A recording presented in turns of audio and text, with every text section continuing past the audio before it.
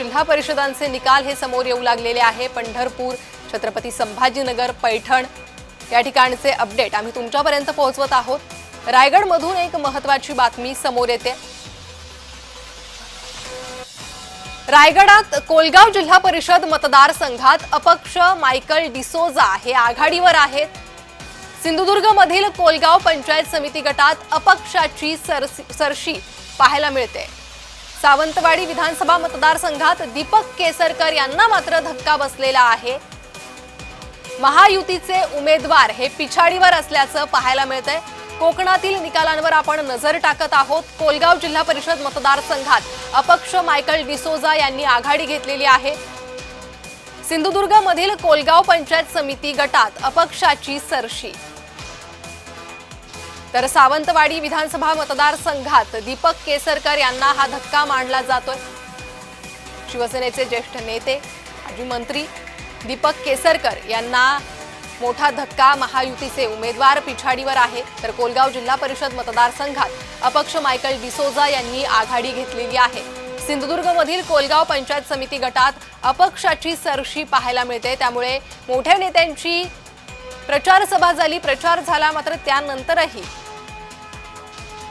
अपक्षानं सरशी घेतल्याचं पाहायला मिळतंय। महायुतीचे उमेदवार पिछाडीवर पाहायला मिळत आहेत। कोलगाव जिल्हा परिषद मतदारसंघात अपक्ष मायकल डिसोजा यांनी आघाडी घेतलेली आहे। सिंधुदुर्गमधील कोलगाव पंचायत समितीत अपक्षाची सरशी ही पाहायला मिळते।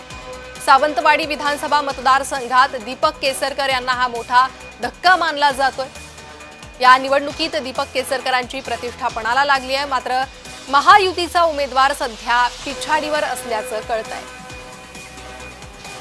सिंधुदुर्गातून ही महत्त्वाची अपडेट आहे।